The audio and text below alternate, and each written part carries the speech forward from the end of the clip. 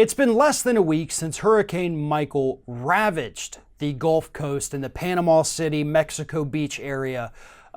Thousands of people currently without electricity, without their homes. They have no idea what's going to happen. Schools in those areas have been closed indefinitely because basically everything has been destroyed.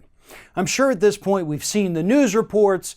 Maybe you've seen people post on Facebook the pictures of the area. As somebody who lives very close to this area and somebody who's been through this before, I can tell you firsthand what a horrible experience it is and tell you that these people desperately need help. And like every other natural disaster we have seen that's taken place during the Trump administration, they're not getting help. Right now, what's happening in those areas is that FEMA has basically been non-existent.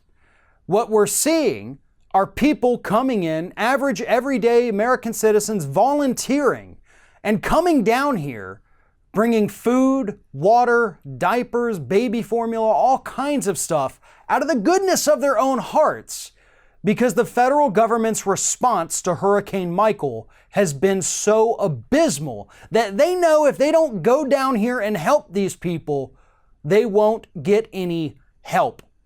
Now, some of the victims along the Gulf Coast who were hit with this storm have admitted that. They have said, we're getting nothing from FEMA.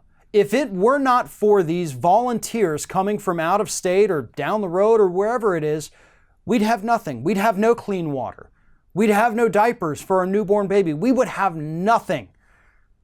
Donald Trump, rather than coming to tour this area, rather than telling FEMA to get off their asses and do something, he's been holding rallies, multiple rallies in the last few days. He held one on the very day that Hurricane Michael hit because he said it would be unfair to the people in Pennsylvania, I believe it was, if he canceled that rally because they were really looking forward to it.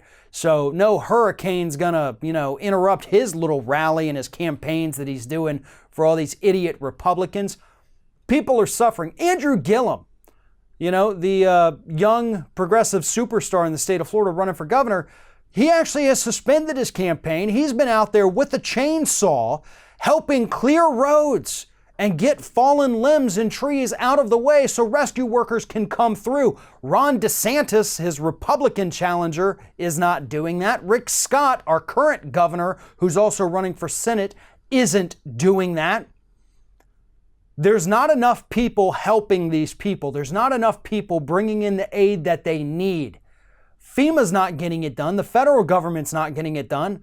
They only recently let the National Guard come down here. They've sent a few thousand troops. God only knows what they're going to do, because if they don't have the supplies from FEMA, they're basically just going to stand around making it look like a police state at this point. The Trump administration has been given multiple opportunities since being sworn in to show that they weren't completely incompetent with responding to these natural disasters.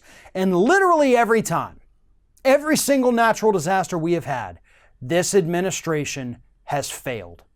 And that's what happens when we put an idiot like Donald Trump, who has no political experience, who has no concern for other human beings.